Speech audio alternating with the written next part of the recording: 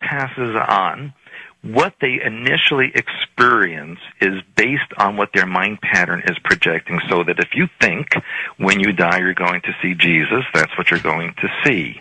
Your mind will project into the astral layers that you go into, whatever it is that you perceive. Ultimately, we all go into an area of what I call oversoul or hyperspace level, where your higher intelligence directs and reviews the lifetime that you've just experienced and then determines where it is that you need to go next, whether it's on the earth or somewhere else.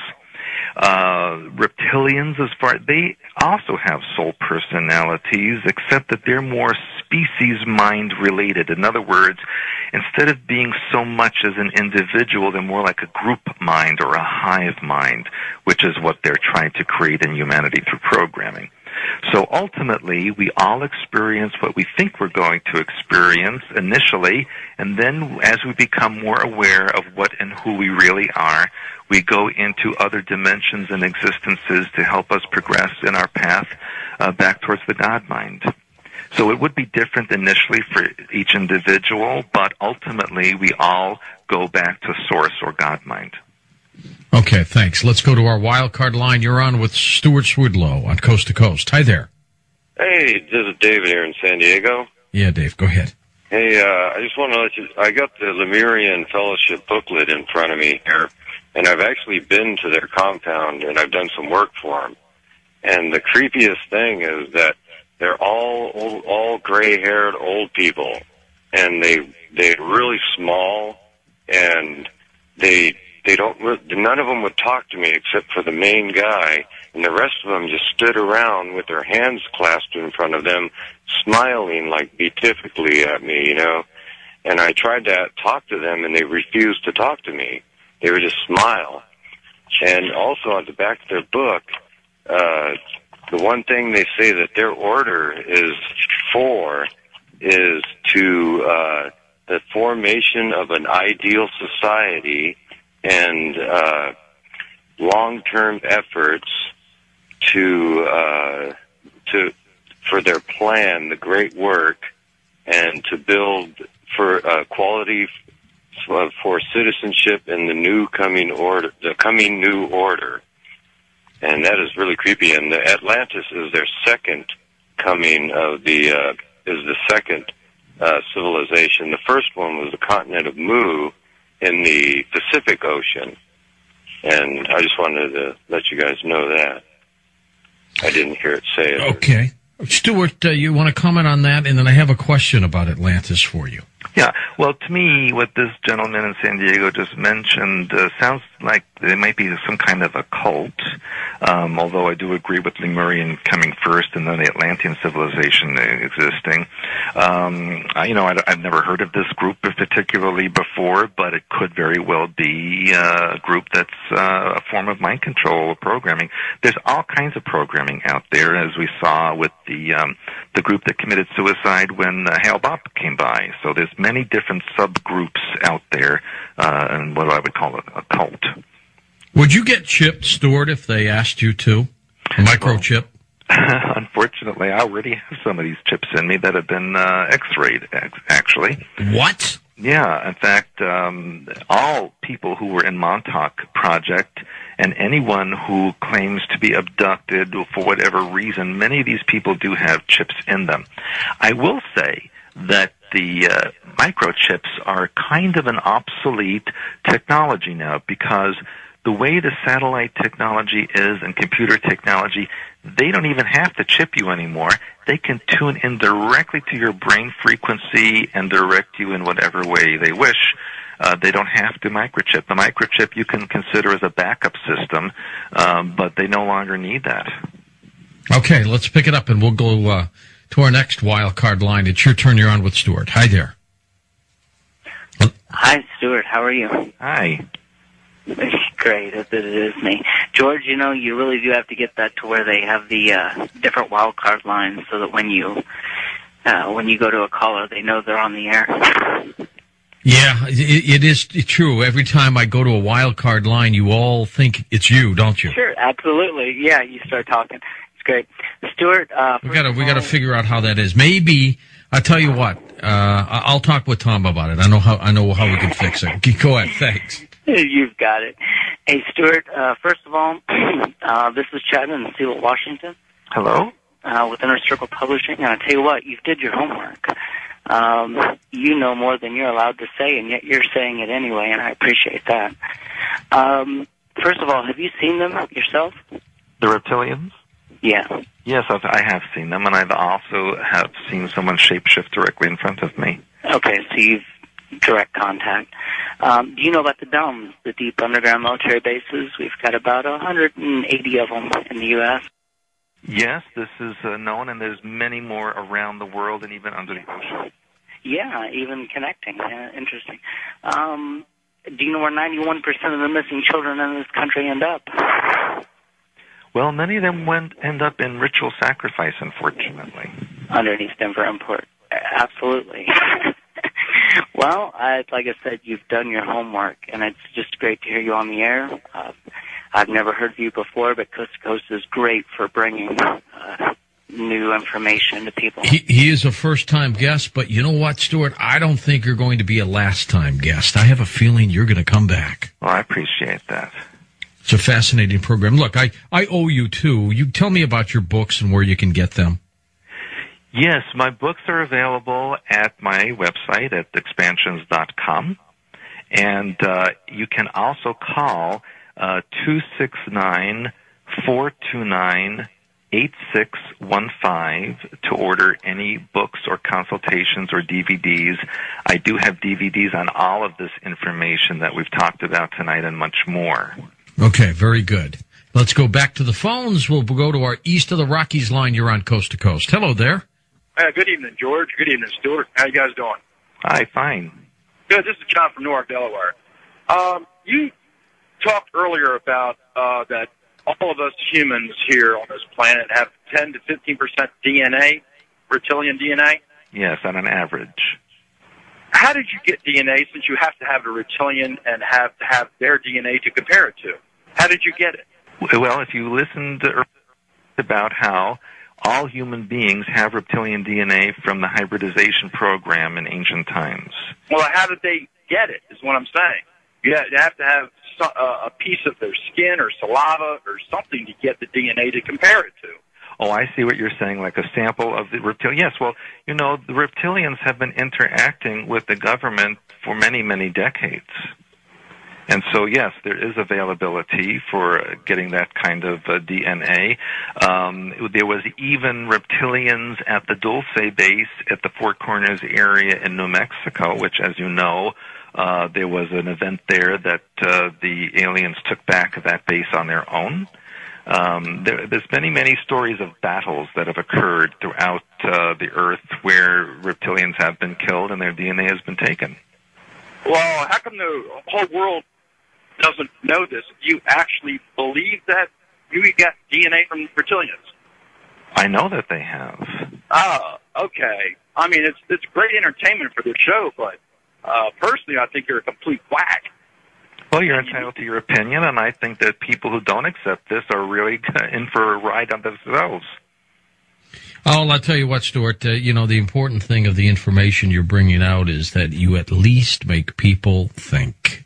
Well, you know, George, I think that some of the material that people don't want to accept, they have fear issues, so they attack the messenger, and that makes them feel comfortable. Right. I don't have any problems with people not believing what you're saying, or they don't accept what you're saying. That, you know, the strength of this program is to take what our guest says without, major conflict in the comment, and just, make up our own minds. I could sit back here and jump up and down or not, and I don't want to do that. I'd much rather people make up their own minds and decide if what they think they hear is correct or not.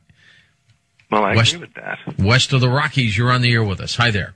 Yeah, hi, my name's Zach. I just wanted to say, hey, I'm so glad you came on. I've been waiting for such a long time just to hear this kind of topic on your show about mind control. I wanted to get into a couple of things specifically. I've been trying to find out as much info as I could trauma-based mind control. Do they even do that so much anymore now that they have, other types of things like microwave, antennas and everything like that? And have you ever seen any of those trauma-based mind control rituals, or what do you know about that?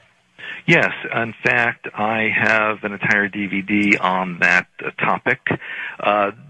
True that to take an individual in a so-called programming session to traumatize them, although that does occur from time to time still, they are able now with the new technology to directly transmit programming information into a human brain. And that is done, again, as I mentioned, from satellite transmission, cell tower transmission, and there's even ways of doing it through television, radio, and even through the wiring in your home, where they can transmit certain frequencies that download into the brain. The biggest download basically occurs overnight when people are sleeping, because that's the easiest time. There's no resistance. I have seen these trauma-based incidences. I've unfortunately had them happen to me during the Montauk Project. So yes, these things do occur. And you're correct that the new technology now can circumvent most of the physical need for programming sessions. Let's go next to, we were not going to have time. Let me ask you this, though. You seem to have hope that we're going to win this. Is that true? I think we have to. There's no question in my mind that he has to overcome this. And no one remains ignorant forever. Ultimately, people will say they've just had enough. And again, they can't the God mind within you. They can only make you think that you're not connected to God mind, but it is always there. And in my work, I help people to connect that, to realize that, and to utilize that. All right. Sounds like you have call waiting, by the way. Did you have another call coming in? I wasn't paying attention to it. I heard you drop out for just a little bit. No, you cannot take the other call, Stewart. You're going to stay with me. I know that. Well, we're going to come back. We're going to take more phone calls. Stewart, do you get support when you talk about this topic, or do people kind of shun you? I'm getting mostly support. Of course, there's always people out there who don't want to hear this or to accept it. And again, I agree, it's their prerogative. And I don't force anyone to believe it. I state what I know, and you can accept or reject it.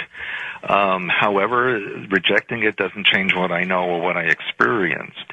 But for the most part, I have these days a lot of acceptance and support in this work. Well, good for you. All right, well, stick with us. We'll be back in a moment. Very quick night. We'll take your final phone calls on Coast to Coast AM. I'm George Norrie. Under some of these mind control programs, can somebody be deprogrammed? Absolutely. Well, that's one good thing. Do you have to do it through a specialist or what? Well, you have to know the techniques to download the programming and undo it. And I have an entire series of visualizations and exercises that I teach people and coach them through in order to do this. And it is a long process. It's not going to happen in a couple of days or a couple of weeks. It takes years and years. In fact, I have been deprogramming since 1990, and I still have a bit to go as well. So no one should expect to have it done quickly. I feel that it can be done and it can be accomplished ultimately, completely, but you need to be patient and consistent and persistent. Let's go back to final calls. West of the Rockies, where are you calling from? Hi there. Hi, this is Cindy calling from Cedar City, Utah. Hi, Cindy. And my question is, what are crop circles? And I'll take my answer off the air. Stuart, you haven't brought up crop circles. Do you want to talk about that? If not, I'll go ahead. I'll talk. Sure, no problem. Take it away. Jokingly, I call them crap circles, and that is because they're not what people think they are. I happen to have known the person at Brookhaven National Labs who said that he helped create them. What they basically are energetic injections into the morphogenetic grid of the Earth to change life forms on the surface and even below. So what you're seeing are archetype symbols, what I call language of hyperspace that I teach, which are being put in a sentence form to get a certain result. so that if they want to change the genetics of a certain species or a group of or change something in an area, they will create these crop circles that go into the genetic grid there and then alter everything in the area. They're not from Space Brothers. Okay, and also, go to earthfiles.com if you also want to get another explanation on crop formations from Linda Moulton Howe. Let's go to our first-time caller line. You're on with Stewart Swerdlow. Hi there. Hello. Yes, take it away. Hey, this is Casey. I was going to say, first of all, hello, George. Hi, Casey. And, I have two quick questions for Stewart. The first being, I guess, open to either one of you, is the reptilians that you guys are speaking of, is this similar to the reptoids that have been spoken of in the past on this program? And yep. Number two question also, Stewart was claiming, he was talking about certain members of Congress, or I should say political members, having lesions taken off of them, being, I guess, remnants of leftover reptilian skin. Is he claiming, or, I'm sorry, Stewart, could you claim that anyone, could you name a name, I'm saying, in the United States, political member? I guess that's kind of a not very clear question. Well, I'll just tell you, for example, Vice President Cheney had this done, and so did President Bush. That's exactly what came to mind. Mm-hmm. Yes, and as far as the first question, honestly, I don't know about what was discussed on this program previously about reptoids, but I would imagine they're similar or the same. Very similar. Okay. Well, that'll be all. I appreciate it. Thank you. Thank you. All right, Case. Thank you. Appreciate you being part of the program. Let's see. Well, my machines are jammed up here, Stuart. So let's go to our pick a card here, Stevie, until I get my computer back up. East of the Rockies. You're on Coast to Coast. Hi. Hello there. Hi, this is Steve from Springfield, Mass. Hey, Steve. Hi. And I have a question for the guest, and I'm not trying to attack the messenger. I keep my mind very open to all these subjects. But also, I'm not the kind of person that buys the Brooklyn Bridge for $1 right away either. And I'd like to know how he explains the hard evidence that we have about history, like the geological layers, the KT boundary all over the Earth, above which there's no dinosaur fossils found, which is 65 million years old. And, it's a fascinating thing that he's talking about, but I'm just thinking about all this different knowledge that I have, some of which would require the cooperation of all kinds of geologists and scientists and paleontologists, and we're talking about a government whose secret agency can't even keep top secret anti-terrorist programs out of the New York Times. I'm wondering about these things. All right, that's a good question. Go ahead, Stuart. Mm-hmm, yes. History, science, all of the publicly released information on those topics are basically sanctioned by the government. And in fact, history is written by the victors, as they say, and it's been rewritten many times. And, I had a client, an elderly man from Tennessee, who remembered years ago in the 1920s when he was in public school reading from his school book about Admiral Byrd's trip to the North Pole, where he found an entrance to the inner Earth and the tropical plants and animals that existed there.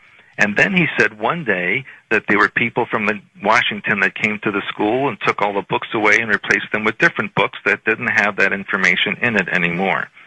So as we go through time and as certain control systems are in place, different information is released to the public. There was something called Education 2000. That was a global education system where everyone in every country had to learn the same history, the same science, no matter where they lived. So there's a globalization of information, and the information has to be approved by the global government. So basically what I'm saying is that science information, history information is written so that you understand things in a certain way, and very often it obliterates or covers up the truth. Anne from California says this program makes a lot of sense. Please ask Stewart why we seem to be acting like zombies all the time. Now, she's right about that. People seem brain dead. I've been saying that a very long time, and, again, it goes what I mentioned about creating a robotical society where everyone just performs their function without question.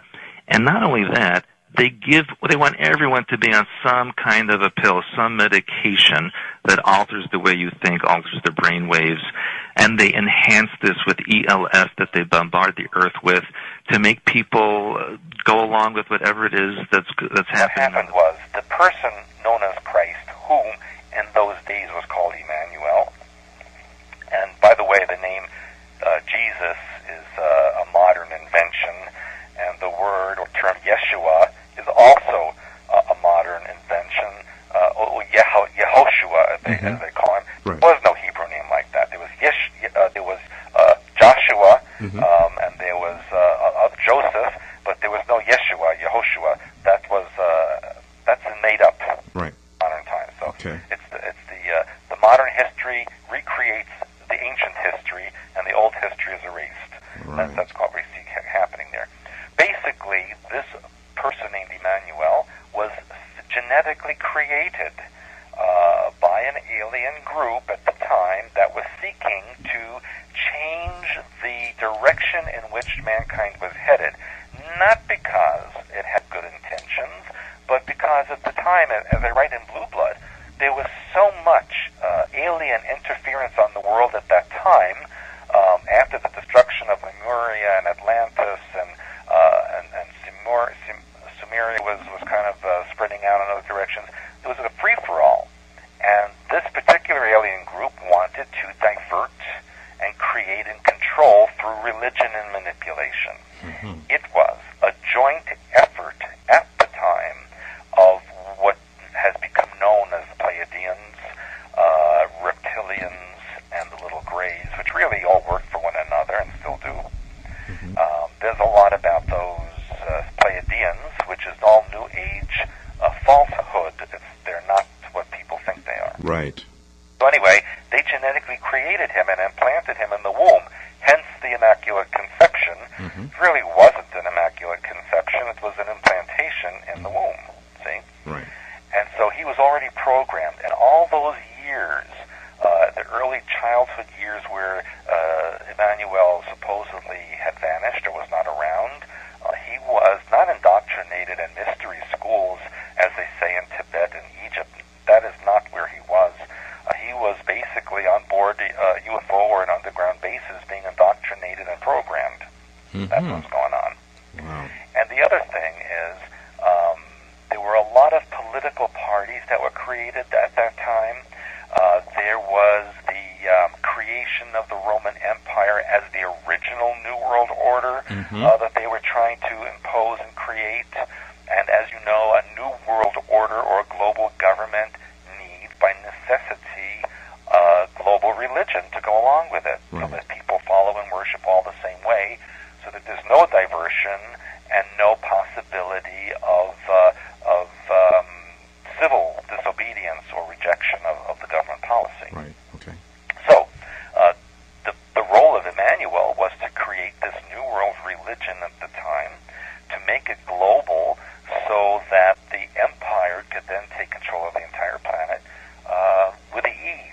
Found within the shroud, embedded in the fibers, pollen samples that could have only come from the Middle East 2,000 years ago. Therefore, re-verifying the shroud as being authentic. Right. And this, of course, by Israeli Jewish scientists. So if they said the shroud is authentic, how could a Christian not? Mm-hmm. So now the shroud is being venerated again as being perfectly authentic, and the blood on the shroud is the actual blood of Christ. And so, and I've written about this in Blue Blood as well, when they bring the staged second coming of